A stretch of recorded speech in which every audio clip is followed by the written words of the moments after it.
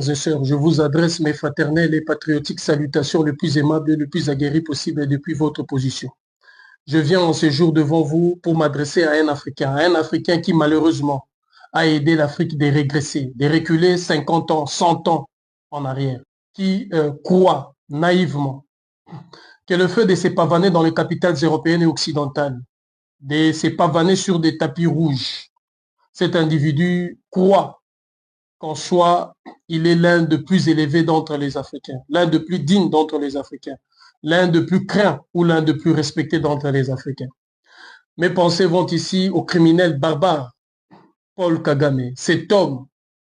qui, par son appétit insatiable du pouvoir, qui, par son incompréhension totale des enjeux de l'heure,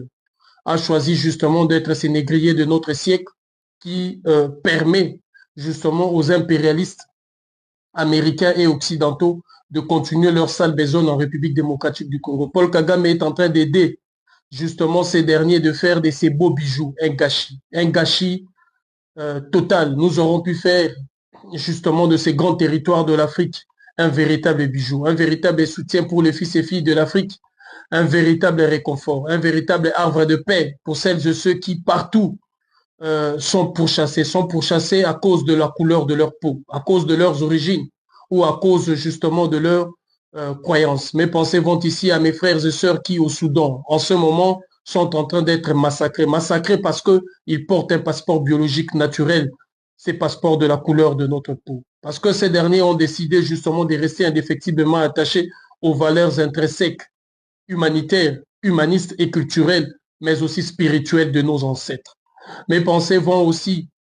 à tous ces Africains, à toutes ces Africaines qui jadis déportées euh, en Haïti, à Trinidad Tobago, en Colombie, aux États-Unis d'Amérique et qui rêvent aujourd'hui d'un retour véritable en tant que fils prodige de la mère patrie Afrique. Mes pensées vont à tous ces Noirs, à tous ces peuples d'Afrique qui d'ici et là sont pourchassés, massacrés et malmenés. Nous aurons pu faire justement de la République démocratique du Congo une véritable machine de guerre, une véritable machine politique, une véritable machine capable justement de permettre à notre mère patrie, l'Afrique, de concurrencer les plus grandes puissances économiques et les plus grandes puissances technologiques et militaires de notre temps. Mais dommage pour nous, au-delà de ces criminels barbares de Paul Kagame, il y a justement ces affamés à la Kalachnikov qui, recrutés au Congo, dans un sens total d'irresponsabilité, ont choisi contre tout principe, contre toute loi humaine et humaniste,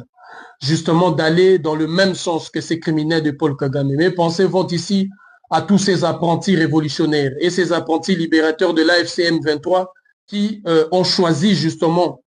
le camp de l'impérialisme tentaculaire de l'Occident. Mes chers compatriotes, mes chers frères et sœurs, je vous blâme. Je blâme justement tous ces Africains et tous ces Congolais qui ont choisi au-delà de tout principe, au lieu de porter haut et fort leurs aspirations profondes, de porter leurs convictions, de lutter s'il est faut, de s'opposer s'il est faut, de dénoncer s'il est faut, de combattre même, si cela leur chante, le régime qui est en place, mais tout en respectant la vie humaine, tout en respectant le principe de la création d'un État véritable, tout en respectant justement la mémoire de nos ancêtres qui jadis se sont levés contre tous ces impérialistes qui aujourd'hui ont fait de leurs garçons de course. Je ne pourrais justement mettre fin à cette intervention sans brosser la situation ô combien instable qui depuis un moment, depuis en tout cas ce qui s'est révélé, prévaut au Bénin. La République du Bénin qui malheureusement, je crains,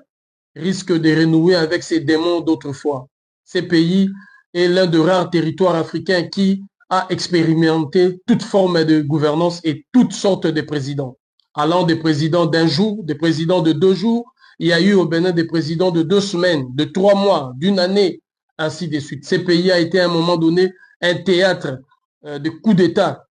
intempestifs, venus bien sûr de l'époque de la suprématie ou si vous voulez de la domination française. Mais malheur, si nous continuerons justement de choisir le même méthode que l'ennemi, n'hésitez pas de renverser des régimes ô combien patriotiques, des régimes qui portaient les aspirations de notre peuple. Est-ce que devons-nous pour autant laisser Patrice Talon ainsi continuer à déstabiliser l'AES ou à déstabiliser les aspirations profondes du peuple du Bénin et du peuple d'Afrique de voir justement l'armée française plier bagage, de voir justement le Bénin sortir de ce joug de l'impérialisme économique de l'Occident et en particulier de la France. Non. Est-ce que devons-nous laisser Patrice Talon continuer justement de verrouiller les systèmes politiques au détriment justement du peuple du Bénin? Non. C'est alors que je formule un vœu. Je souhaite ardemment au peuple du Bénin d'acquérir le fruit de cette conscience collective, de cette lutte que nous avons menée aujourd'hui depuis plus de 2 à 3 décennies, de cette lutte contre justement l'hégémonie politique, économique, sécuritaire et financière de la France et des autres nations occidentales sur l'Afrique et le Bénin, de tirer le peigne du jeu, de cette conscience panafricaine et panafricaniste qui, depuis un moment donné, rallume les consciences, ravive nos cœurs, ardents vers justement un désir insatiable de l'exercice de notre souveraineté.